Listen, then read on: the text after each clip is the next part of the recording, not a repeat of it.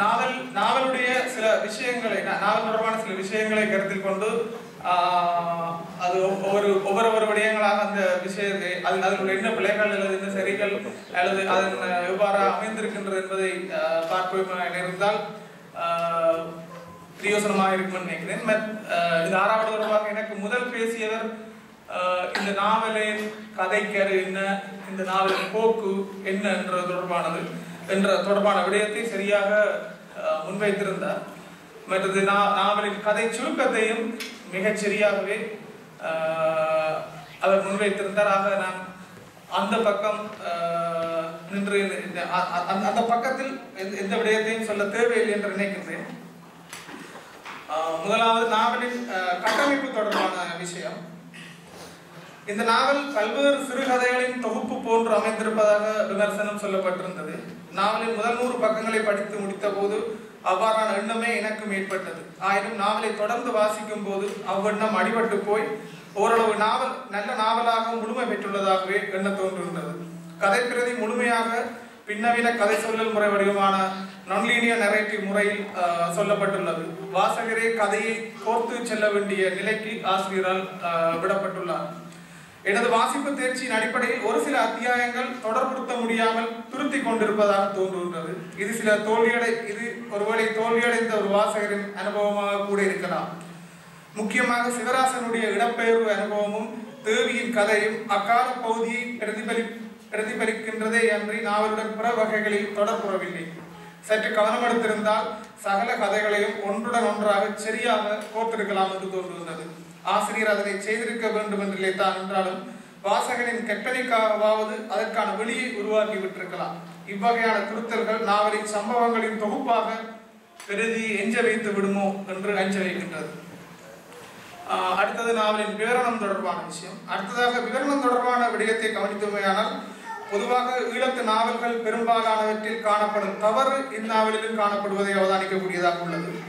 வாசகரை பிரதியுள் உள்வாங்குவதற்கு பெரும்பாலான ஈழத்து நாவல்கள் பின்னிற்கின்றன. அதாவது தமது கதைகளை சொல்லி முடித்துவிட வேண்டும் என்ற அவாவில் சொல்லப்படுவது போன்று அவற்றால் வாசகருடன் ஊடாடவோ அல்லது வாசகரை தன்னுள் உள்வாங்கவோ முடிவதில்லை என்பது அவற்றின் மிகப்பெரிய குறையாகும். தீவிர இலக்கிய கர்த்தாக்களால் வெகுஜன எழுத்தாளர் என்று கூறப்படும் செங்கை ஆழியான் இத்தடையை கடந்து தனது நாவலை படைத்துள்ளார். இது ஈழத்து நாவல்களை முன்வைத்து சொல்கின்றேன். ஆயினும் தீவிர எழுத்தாளர்கள் இவ்விடயத்தில் திண்டாடுவதை அவதானிக்க முடிகிறது.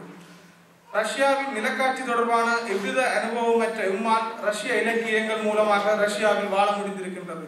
அதே நேரம் எம்மால் எப்போதும் எமது நிலப்பரப்பிற்கு தொடர்பில்லாத வாசகர்களை வாழ வைக்க முடிவதில்லை. அவ்வாறானது ஒரு நாவலை மொழிபெயர்க்க வேண்டுமாயின் செங்கையாடியானிடமே போக வேண்டியிருக்கும். இதுதான் ஈழத்து நாவல்களின் நிலைமை. அரசியலை முதன்மைப்படுத்திய நாவல்களில் இந்த போதாமையை பொதுவாக நன்குணர முடிகின்றது.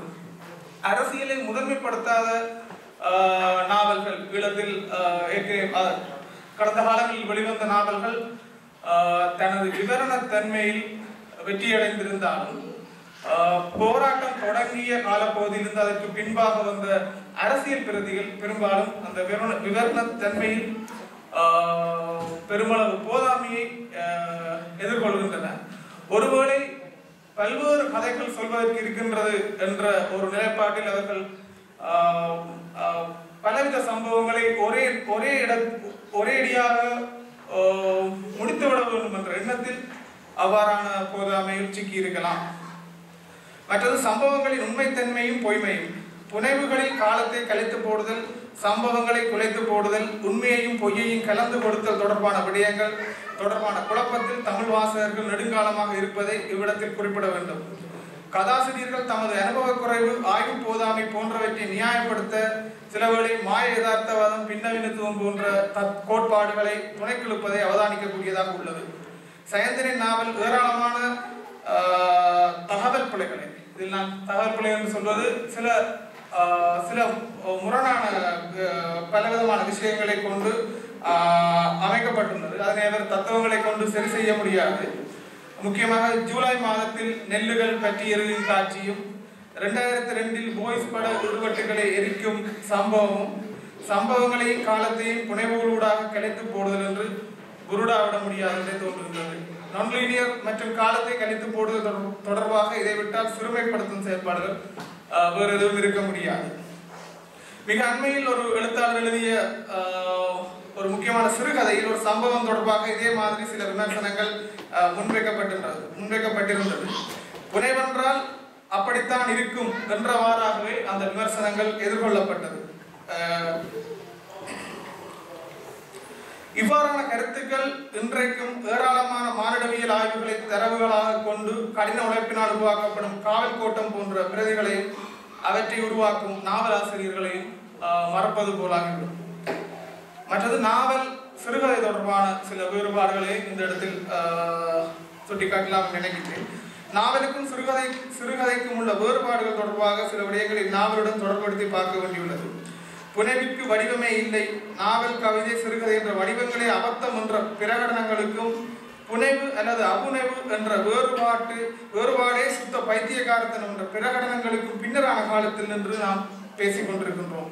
மேற்கூறிய கருத்தியல்கள் தோன்றிய காலம், தேவை, சூழல் போன்றவற்றையும் கருத்தியல்களின் அடியிலோடும் கனதியையும் விளங்கிக் கொள்ளாமல் வளமை போன்று எளிதாக விளங்கிக் கொண்டுள்ளோம் என்ற உண்மையிலிருந்தே இவ்விடயத்திற்குள் செல்ல முற்படுகின்றேன். சிறுகதை எழுதுவதற்கு நீங்கள் ஒரு கத்தியுடன் எளிதாக களமிறங்கிவிட முடியும். குயுக்தியான மனமும் சகலதையை நிராகரிக்கும் மனமும் குரூர மனமும் நீங்கள் சிறுகதை ஆசிரியராக இருப்பதற்கு தடையாக இருக்க போவதில்லை. ஆனால் ஒரு நாவலை எழுதுவதற்கு மேலதிகமான சில தகவல்கள் தேவைப்படுவதாகவே உணர்கின்றேன். மிக தெளிவான பார்வையும் சகலதையும் தவறுகளுடன் அங்கீகரிக்கும் மனநிலையும் தாய்மை உணர்வும் அவசியமானதென தோன்றுகின்றது. ஏற்கனவே கூறியபடிக்கு ஈழத்து நாவல்களில் நாம் போதாமைகளை தொடர்ச்சியாக தேடிக்கொண்டிருக்கின்றோம். நம்மால் நல்ல சிறுகதைகளை எழுதிவிட முடிகின்ற போதிலும் ஏன் நல்ல நாவல்களை உருவாக்க முடிவதில்லை என்ற கேள்விக்கு விடை காண வேண்டியுள்ளது. எமது சூழல் போராட்ட சூழல் என்பது காரணமாக அதிகமாக சமூகமும் மனிதர்களும் அரசியல் மயப்பட்டுள்ளது. அரசியல் என்ற கத்தியால் சிறுகதையை வேண்டுமானால் சீவி செதுக்கிவிட முடியும். ஆனால் நாவலில் அது சாத்தியமில்லை. இதுதான் இவ்வளவு துயரங்கள் நிரம்பிய வாழ்வை கொண்டுள்ள ஈழத்தில் இருந்து வர வேண்டிய நாவல்கள், முக்கியமான நாவல்கள் வராமல் போனதற்கான காரணமும் தெரியவில்லை. மேலும் சற்று பெரிய சிறப்பான சிறுகதை வெளியிட்ட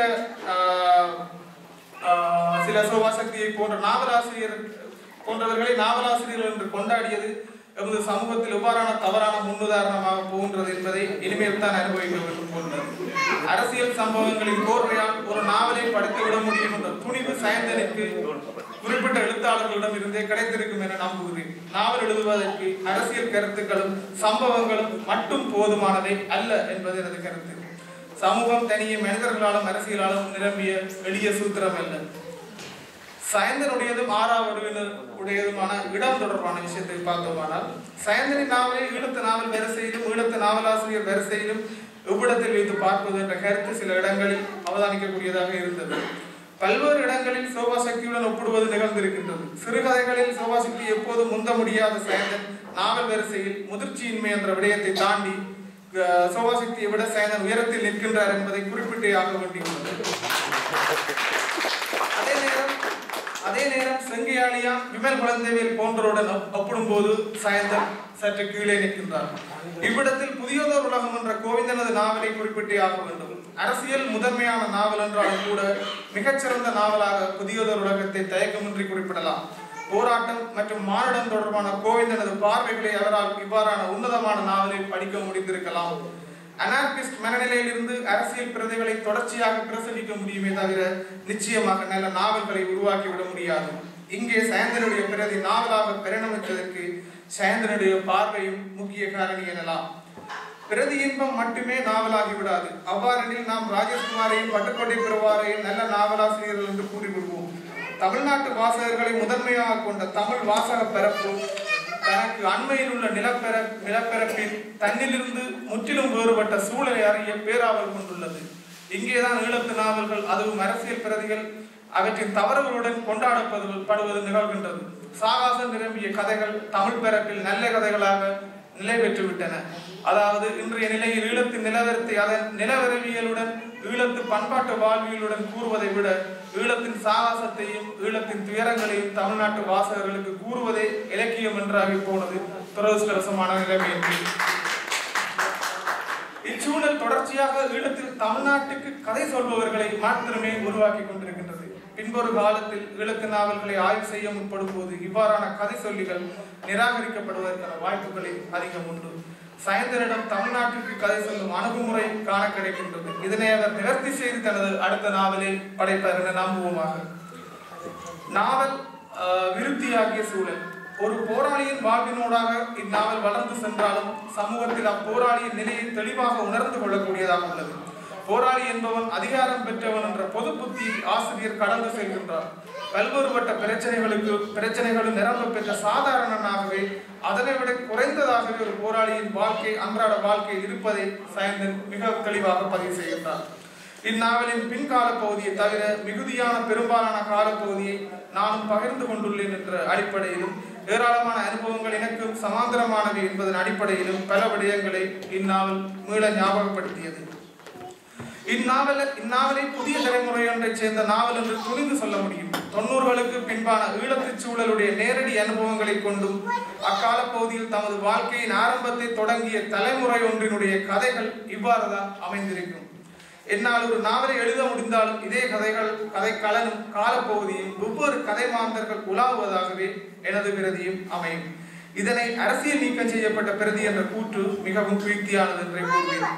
இருவேறு அதிகார மையங்களுக்குள் வாழச் சமைக்கப்பட்ட தலைமுறை ஒன்றின் எஞ்சியுள்ள வாழ்வை தக்க வைக்கும் தலைமுறை ஒன்றின் அலைக்கழிவான வாழ்க்கை அரசியல் நீக்கம் செய்யப்பட்டிருப்பதில் ஆச்சரியப்பட எதுவும் இல்லை. அரசியல் அதிகாரங்களுக்குள்ளே சென்றவர் கூட அரசியல் நீக்கம் செய்யப்பட்டிருப்பதை கண்டும் கேட்டும் இருக்கின்றோம். இந்த தலைமுறையின் அரசியல் சார்ந்த எந்த செயற்பாடும் தீவிரமான அரசியல் செயற்பாடு என்றுதான் கூற வேண்டும். நாவலில் அதிகார மையங்களுக்கு எதிராக எங்கேயும் போர்க்குடி தூக்கப்படவில்லை. எதிர்த்து வசனம் பேசப்படவில்லை. யதார்த்தத்தை ஏற்றுக்கொண்டு அப்பால் நகர்பவர்கள் புறத்தால் அதிகாரத்தை வைகின்றார்கள்.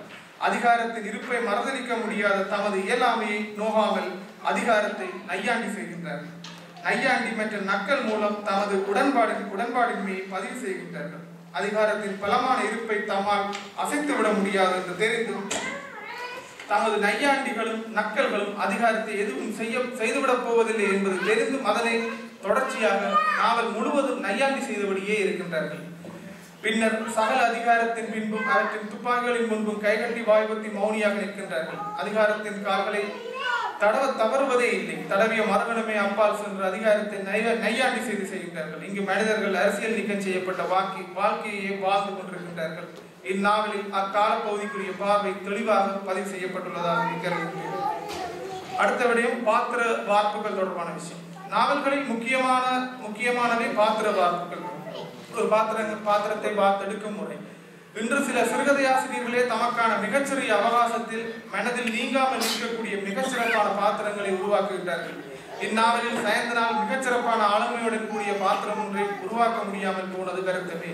ஏராளமான சிறப்பான பாத்திரங்களாக உருவாகக்கூடியவர்களை கூட சயந்தன் கவலையின்மையாலேயோ அல்லது வேறு ஏதாவது விசேட காரணங்களாலோ ஆளுமையான பாத்திரங்களாக முழுமையாக்கவில்லை.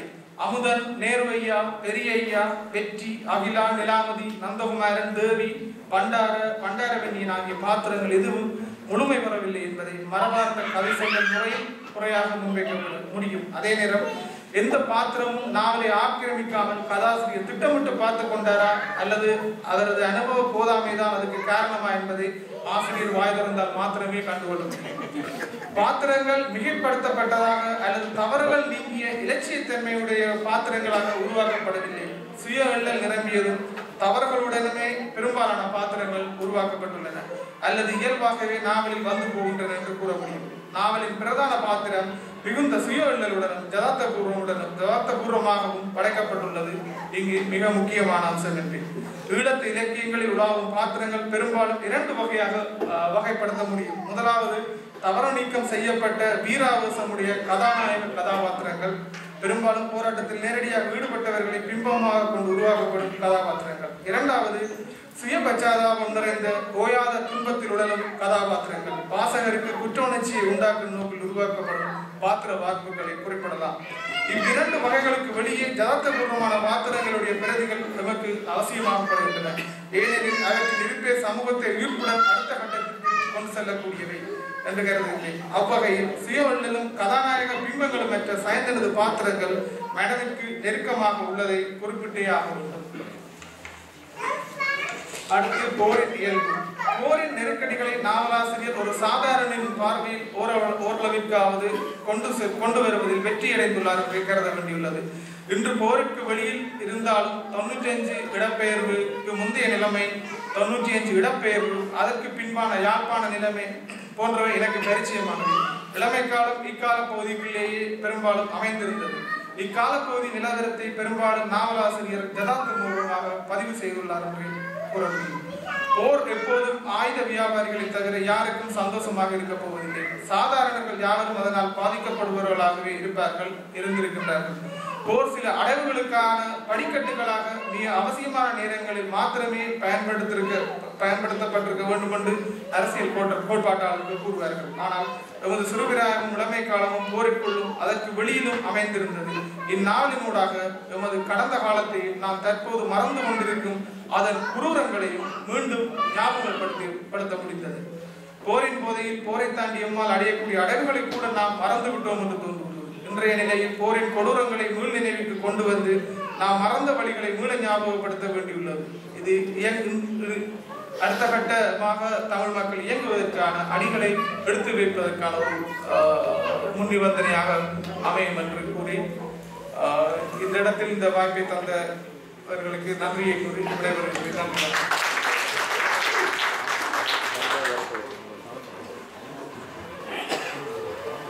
நன்றிகள் சசிவன். தனிப்பட்ட ரீதியில் உங்களுக்கும் சாயந்தனுக்கும் ஏதோ பிரச்சனை இருக்கு. அடுத்து ஜெயக்குமார் மகாதேவன் அவர்கள் 6ஆம் அணி குறித்த குறிப்புரை 8:40.